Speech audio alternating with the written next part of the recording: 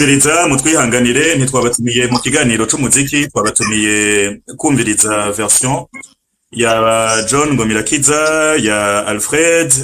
Muhozi Rukundikiza aussi il est invité yavuze qu'il va pouvoir parler quand il le jugera nécessaire hari n'abandi kumbure baza gushobora kuvuga bobo batanashimye ko nza no kuvuga n'amazina yabo no kunabanonsa babuze bakavuga nuko nyene turaza kuba dufise chance yo kubumviriza n'abantu qui ont eu à jouer un rôle clé mu buzima bw'igihugu muri ya période twese yatwafekse d'une manière ou d'une autre nta murundi numwe nshobora kwibaza mu mutwe wanje atabaye affecté na bijya bintu duharuye ku bwicanyi bwaciye bukurikira gushika n'uno munsi tukiviva les conséquences za irya joro ya 93 muri octobre. Donc lino joro ni joro riduhuza twese ni kiganiro kiduhuza twese tuvyemera tutavyemera iyi etape il faut ko tuyirengana mu kuyirengana ça passe par kuyaga kumviriza abantu kumviriza abanyenevyo kumviriza quelles sont leurs versions murava mumbaza muti kuki natumiye Alfred uko aravuga ati Rugigana aranyandika mu gitabo ciwe akamwandika avuga ati uyu muntu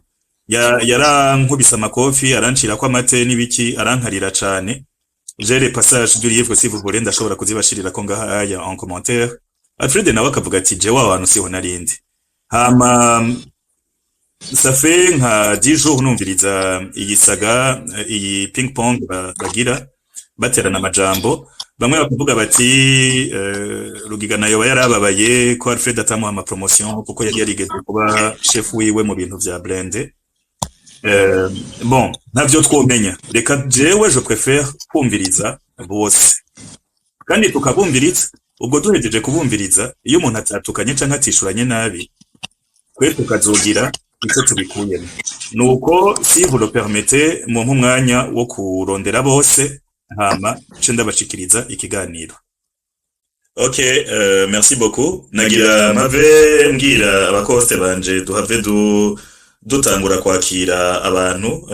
abashitsi abaduze abasavye amajambo ariko imbere y'ico kintu hariho question yifise mbaza Ngomirakiza mwavuze muti ntama échange de coups de feu yabaye hariho bariko barabaza bati mbega ijya pale yabomowe niki mais bon hari abavuga bati ijya pale yabomowe mu nyuma ntiyabomowe ujya musi nyene. Bon ikibazo nacumvise oya sinshobora jewe sinigeze mbona pale sinigeze nja kuri pale n'umunsi numwe sinigeze kuko jewe en fait murabona ntuze le coup d'état yabaye dans la nuit du 20 au 21 jewe une semaine après j'étais en prison naciye mfatwa ndapfungwa sinigeze jewe mu Burundi mbona umuntu apfuye barashe sinigeze mbona ikintu barashe ko je nafunzwe muri irya somene ncamfungurwa en 2003 donc sinigeze nja kuri pare nta sinigeze nja kuri pare jewe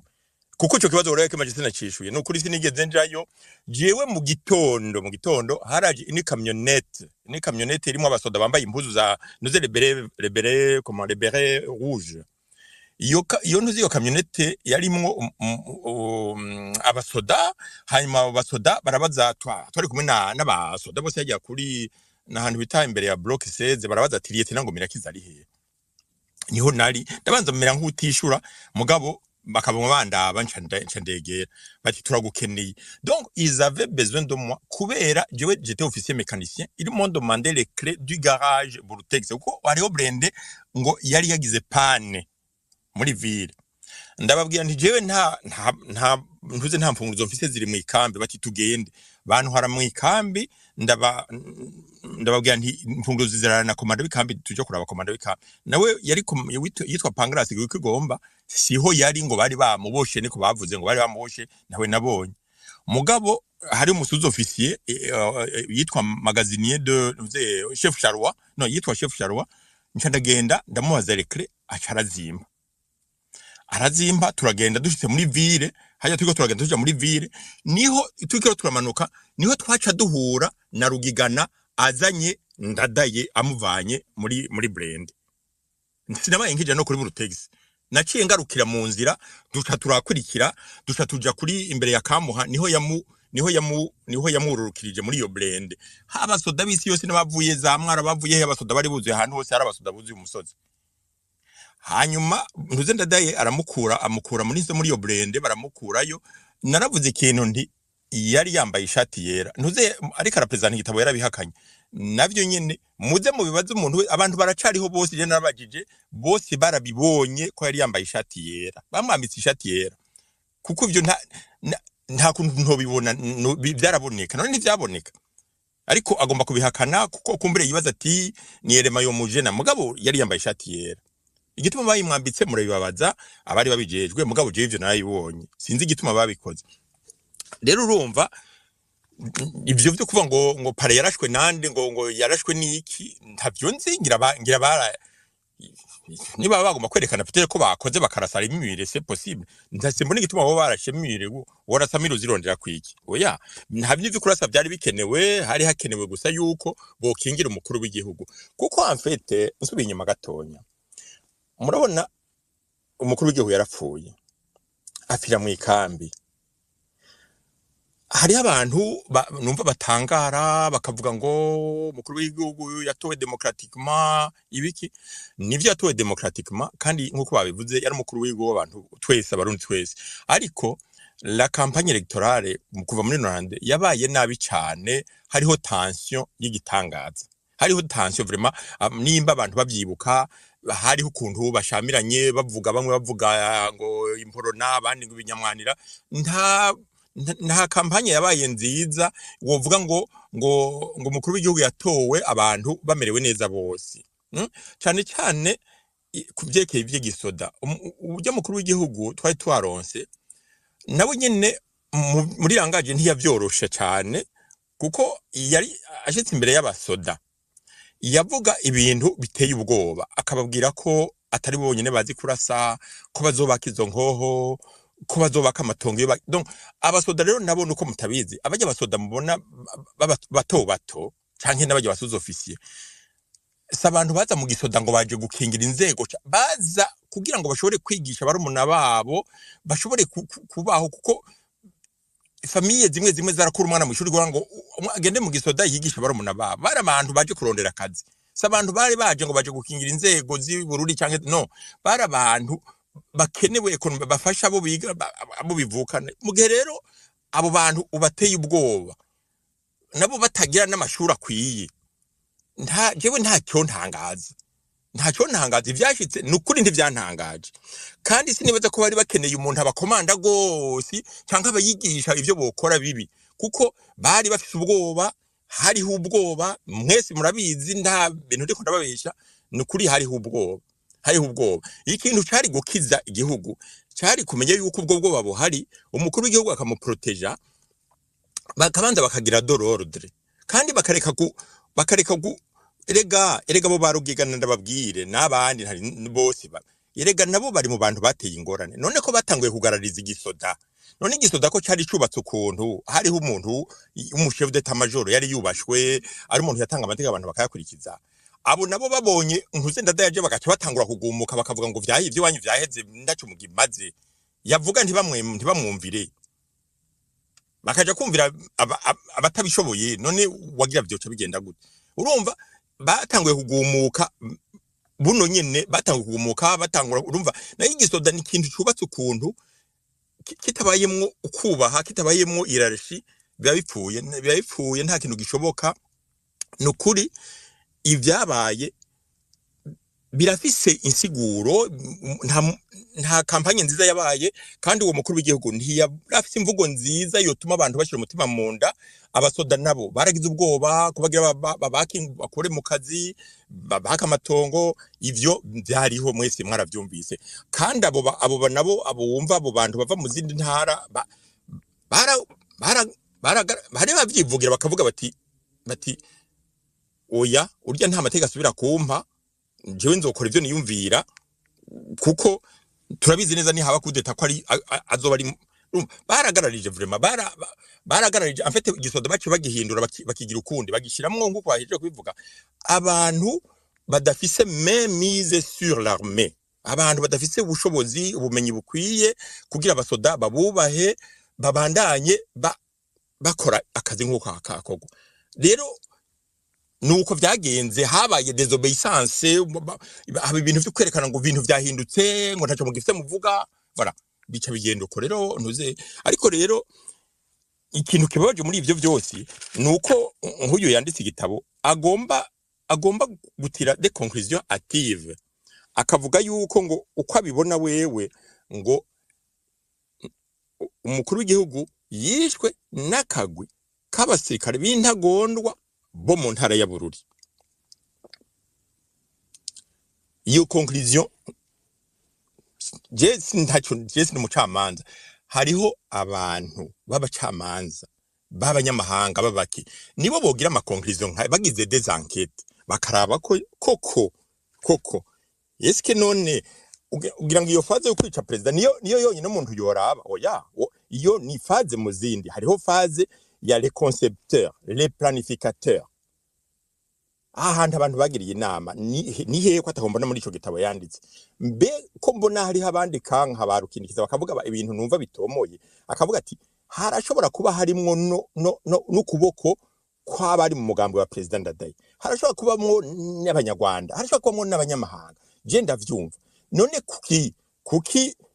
kuko umuntu yoza kwandika igitabo kidafashe au lieu yugu privilégier des enquêtes sérieuses kugira ngo ukuri kumenyekane kuko nahataca umuntu wo mugabo ukuri abantu babuze abavyeyi ba Melchior Ndadaye umugore w'abana biwe bakicara bazi ingene vyagenze pfa gufata abantu ngo abanyabururi cyangwa ngo abafite bahe cyangwa ibiki ivyo ni namarakurusi adafashe ayo namarakurusi adafashe hakenewe deza twe je nabifungiwe imyaka 10 ndandika ndabona na president wa Cour supreme ndabona na ministre de la défense ministre de la justice ndabona na procureur général bose ngiyeyo bakambwira bati reka wewe ntidushobora kuko we ngaha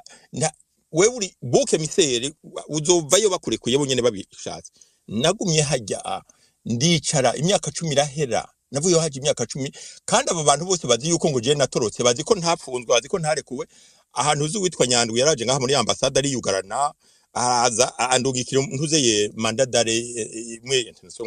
ngo nzosubire kuburana urumva nyamba mu nyuma barabiravye basanga bihenze ntibigeze bashe no kuri liste y'ababura 2019 ariko yari yampaye umutahe wari waje mugabo ngira mu nyuma barabonye yuko mu nyuma naburanye canke ntumbaze ko nasohotse ariko yaraje vraiment ari yugarana ndabizi hariho abantu bakora muri ambassade byari kumwe banabajijwe ndabizi neza rero urabona nka twebwe twababaye tukazira ubusa vraiment je Ndadaye sinigeze nja mu nama y'abamwica sinigeze ninjira aho bamwiciye sinigeze nkora ku mu president w'u Burundi ariko nabipfungiwe 10 ans kumbika muri prison nkamara imyaka n'imyaka atakintu kimwe nakoze none ubu naho umuntu agasohoka kaza yabaye generale kandi nta bwenge yasubye rugegana ntiyobaye generale gutanga abandi vraiment nta kintu gihambaye yari yakoze mu gisoda arakora ibintu by'igitangaza ivyo bintu none ko yabironse ubu aje kwandika ibitabo bidafashe kubera iki aza gukora mu nkova abantu twababaye none twebwe none jewe mpuma riwe nandikaho akabaje ndiko nandika ibi ko ndafise ivyo none waje kuvuga iki agomba bamwongere yindi peti ikindi kitumvikana uyo muntu rugigana n'umuntu azubwenge cyane gose none umuntu yavuye mu Burundi 2015 ese ndiko ndabumva sinzi impamvu je nibaza ko banyumva abandi ego turakumva ikintu kitumvikana ntuzeye rugigana yarasavye ikintu bita retraite anticipée ayisaba en 2016 yandikira ntuzeye president Nkurunziza Peter ariko yari yaje ngaha gusaba ubuhungiro en 2015 donc une année après iyo ntuze yarayironse iyo retraite anticipée barayimusinyiye ikete abatarifise genda rifise no ribaha kandi yaravuye mu Burundi avuga yuko ari menacé par le pouvoir en place ko baje kwica General Kararuza nawe nyine ari kuri liste none umuntu ahunze igihugu ariko arakivuga nabi ko bagira bamwice bishoboka gute ko yandikiranya igihugu akarikira president wenyine akamusinyira retraite anticipée kandi ari mu déserteur ivyo hari byo mubona yanditse mu gitabo ubu rero jewe uko ndabibona nasigure neza icyo ashaka gushikako niyo aba ari umuntu yamutumye yamuhenze kuko vraiment nta mu gitabo nta kuri kurimo nukuri nta kuri kurimo uretse ko ari ukuri kwiwe ahubwo ni mensonge ziwe tugira amahoro ego je nari mfise question mbaza ya nyuma tuce tureka ba invité n'abantu bose bako barasaba amajambo na Blaise Baco nibe nabonye ko ariko avuga ko yasabye ijambo ariko ndabona ko ari fise question ya mwisho hari abantu bako baravuga ngo kijya gihe ngo amasase yaravuze n'amabrende yaravuze urumva ibyo nta numwe yabihaririye ariko bavuga yuko ijya pare itamenetse donc ngo Mirakiza we yaciye afungwa hari n'abandi bavuga bati ayandi ma question nabonye bavuga bati none quelle est la valeur ajoutée y'abashitsi bacu comme colonel Alfred mwaronse amabanga mu nyuma plus tard après 93 muraba ministre de la défense iyo umuntu abaye ministre de la défense hariho niveau y'amasokre ateba kamenya ku gihugu mwoba mwaramenye abagize iyo coup d'état plus tard kuko urumva ikiba vous n'aviez pas peut-être igihagararo cyo kuba mwoba muzi abo bantu mais plus tard est-ce que mwoba mwaramenye ukuri ukuntu vyagenze hari n'umuntu yanyandikiye inbox w'umusirikare w'umuntu wo hejuru cyane yanse kwivuga izina bon mugaba araboneka we yavuze ati na Cyril yavuga yuko yari afise amasokre menshi yari kuzohava avuga umunsi umwe ngo ariho ngo inama ngo yigeze kuba kera muri ISCAM muri 2012 ico kintu candadaye abasoda bose bakera baravuga yuko bazogira ico bakivuzeko hoba hari ico mwoduha umuco uno munsi merci beaucoup nagomba uprecise ikibazo hari akantu alors ikibazo kiri très simple tureke ivyo by'amasasi yavuze uwo munsi kuko visiblement amasasi yaravuze Bujumbura yose yarayumvise ariko mwebwe mu mabanga menshi mwaronse harimo kuba ministre wa défense ikibazo canje kiri très simple iyo baye ministre wa défense uraronka accès kuma question kuma info menshi abandi bataronka kuma sokre menshi y'igihugu ubwo ico gihe mwoba mwararonse amasokre ajanye n'ukuntu n'abavyorganije kijya gihe ni bandi bashatse kugira ijya coup d'état ni president Dadaye yaciye apfa gute ninde yabikoze hari ico mwoturusha ikintu no barusha nibyo nabonye mugabo urabyumva ejo bundi mvuze ntibyo nabonye numvise abantu bavuga ngo urabyandika kumurenzo byandika ariko hari ibyo nabonye no ushobora kuvuga kandi ari umuntu wese ari verifiable igihe pardon sinzi kibaye micro dari zikase ariko murashobora kubandanya merci uwo muranyumva ego turabumva hanyuma rero muri nyamisi ya perezida buyo yasubiye ku butegetsi ya hashize iminsi myinshi cyane yarahamagaye ba chef d'état major babiri chef d'état major Bikomagu na chef d'état major yari wa armée na chef d'état major wa gendarmerie yari colonel Simbandugu arababwira je niho nari kubera na chef de cabinet militaire kandi ntiyari bwagene no gukorera hariya muri pare bame muri ntuze muri janzu bakoreramo aba perezida yari akiri muri état major arababwira ati rero ati ndababwire ati ubu jewe ngomba yuko hatangura amatohoza y'urubanza yabishe umukuru w'igihugu ati byo ndabigomba cyane ntidushobora gutwarira ku bintu biguma biri mu matamatama bigirane ati ntibishoboka ni bagende batohoze hanyuma bimenyekane ariko kubera mwebwe baza barabasita ndabahaye okaziyo ni mugende kugira mushobore kwitaba intuzi imbere y'ubutungane babambika izera ati kandi c'est pour votre intérêt ati kuko ntushobora kugenda kwitaba imbere y'urubanza utwara etat major y'igisoda wundi atwara etat major y'ikijandarume ati rero nimugende hanyuma mushobore kuronka ukaziyo babambikize ati kandi n'aba ofisiye bose babisite ati bashobore kwitaba bagende babumvirize byose bija habona urumva baciye babahindura chef d'état major general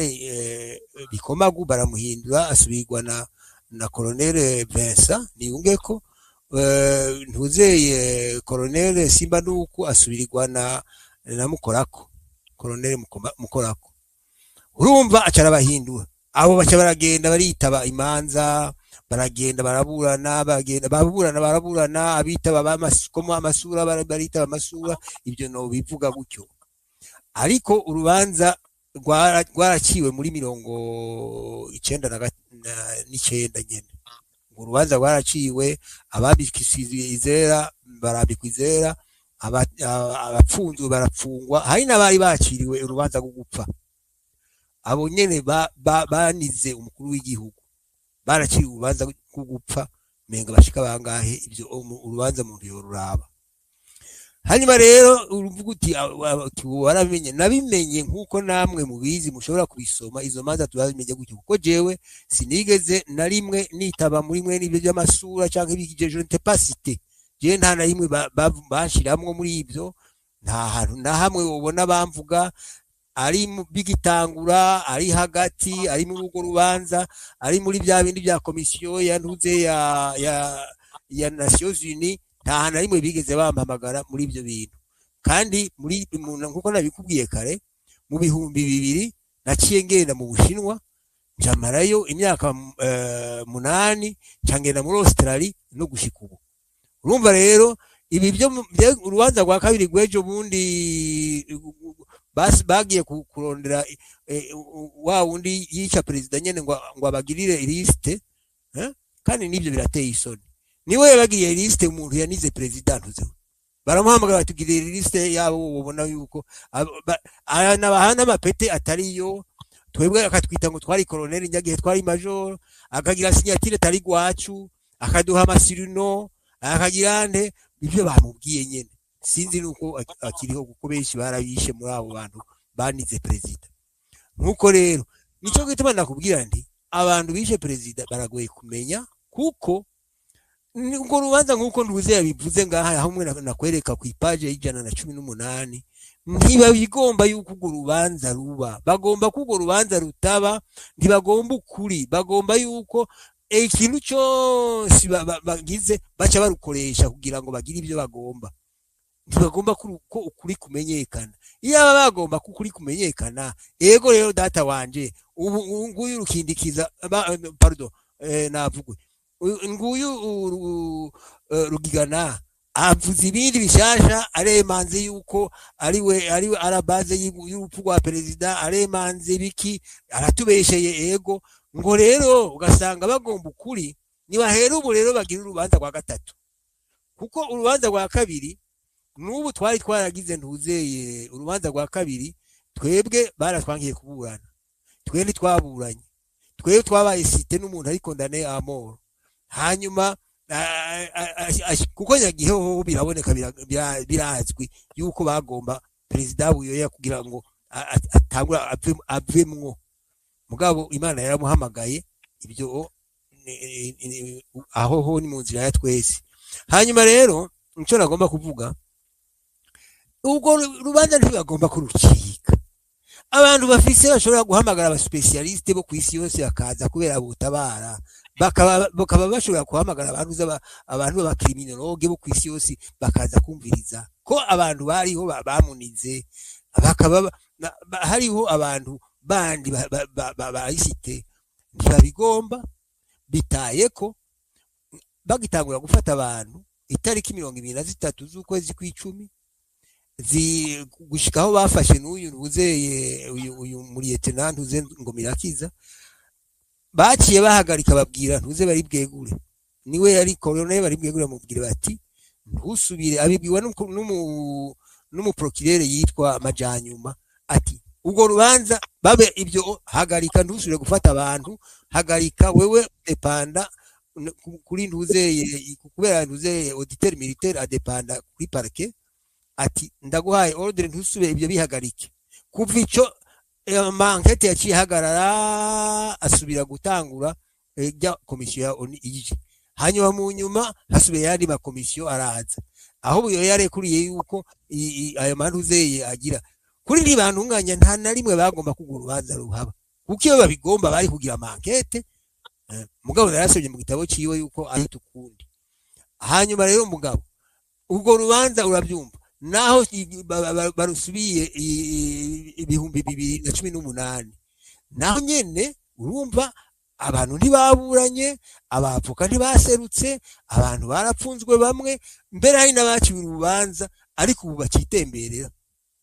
urabyumva donc n'urubanza n'ibintu ukuri kw'ibyabaye kuri ntuzeye ni c'est dommage ntibagomba yuko ukuri kumenyekana kuko iyo bagomba ukuri kumenyekana byari byoroshe kandi nimba la preuve nimba babigomba ubu rero ntuze yasabye ko urubanza gutangura basi alors que uyu ngibi bintu ariko aravuga uyu rugigana ibi bintu ariko aravuga kandi abantu baragize apere iyo bagize apere ni naho yoba avuze ati je ubu ndabivuze après 31 yogenda kubibwira abacamanza ntaza kubishira ngaho ngo abantu bose atangure gusahisha abantu yogenda kubibwira ati kwa rubanza bwa bundi nari mfise ibindi ntavuze akagenda kubibwira abacamanza ubu aza kubibwira le public kandi urubanza ruri mu handuze mu mapere donc icyo ragomba kuvuga mu majambo make ntibagomba kuri urubanza rukogwa kuko harimo intérêt yuko bagomba kurukoresha mu bintu byitwa instrumentalisation murakoze okay merci Rumata wabonye ko host oya ntayo nabonye ariko ntacyo ndavuga gasubire kuyikurungikira kuko biriko birangora kuduza abantu kuko simba ni demande yose je nifite ikibazo kuri Innocent Muhozi hari ikibazo babajije numvise kiri pertinent reka ndakivuge yabajije hari umuntu yabajije avuga ati est-ce que la maison d'édition Iwacu ou Antoine Kabura a la responsabilité de vérifier que les écrits respectent la loi hariho absence de contenu diffamatoire illégal ou portant atteinte aux droits d'autrui d'après ibyo turumva qu'est-ce que vous en pensez monsieur Muhozi? Oui, bah écoute, tout le monde est obligé dans les médias écouter ayo makosa de base élémentaire. Maintenant, on ashobora kuestima ko ari diffamation, ko ari mensonge, etc. Uwundi abora yibaza ko ari byo. Donc, ouais, ça dépend. Yibaza ko ari byo. S'il est prouvé ko atari byo, ça devient une autre affaire. Mugabo tant que bitari prouvé ko atari byo, waba yibaza ko ari byo, abifata nkaho byo bari byo. Est-ce qu'elle a vérifié ko atari byo? Je n'en sais rien. Mugabo makosa de base azwi ariko atabari nécessairement évidente pour tout le monde. Biza kuba prouvé après hari uvuga ati je ndarenganijwe les preuves ngizindi binabiri. Donc nuko bigenda en général. OK, ubwo rero ku ya verifier nibaza ko ari kwegera nk'abantu baravuzemo en l'occurrence le colonel Alfred Chankwe Kamana. Sinzi ko yoba yarabegeye kuko ari ya des informations quand même ziri numva zari bisanzwe ko zibaza ko zoba zihuriranye par rapport y'ibintu badusiguriye sinzi ko Alfred yoba ahico Kabura hayo yaramuvugishijeho pour vérifier certaines informations. Ego urakoze kubaza ico kibazo nanje urumva ibyo nivyo nahora nibaza none rero naramushikiriye muri conference yabaye harya mu Bubiligi naramushikiriye ajya ntuze conference ziza mubaza nti none kamushinga ntaye Kabura wewe umuntu baraja ngaho bakamushirako imisozi biciye kandi wewe uri umuntu umenyesha makuru ufise experience wize cyane amashuri menshi naragiye kuraba kunduze ndabaho waciye hose warize kandi ufise akazi umazi experience nininya none wewe ubonye bavuga nk'ibintu hibi by'agacamutwe bagishira yego naho uvuga uti genda ntabyumenya wabujijiwe niki kumpamagara ngo mbaze ngo wumve ntuzeye yiwanje nanje opinion yiwanje yandike mugabo wamaze kumva icyo mvuga eka no kuri nta kintu yambwiye gusa ngo ni wawe ntacyo dupfa ngo urumva ngo kandi ngo yumva ngo jewe ngo nani ngo ibyo ngo arafise ngo duruwaye kwandika ibyo agomba ngo kandi ngo nawe ngo ushe gombye ngo kwandika ngo natwe nawe tugufasha ngo uri karibu ibintu byamwera gutyo ariko numva iyo nyishu yambaye sinayishimye kuko umuntu kwandika ko ngibi kwandika ko ibintu ngibi arevida akaba byandika dans la forme biri n'ishavu ryinshi n'ibiki biratangaje yuko umuntu ari umu editeur afise yisoneye afise ubuntu biratangaje tubaza ubu biraba naho ntomubuza kwandikisha ku mukiriya we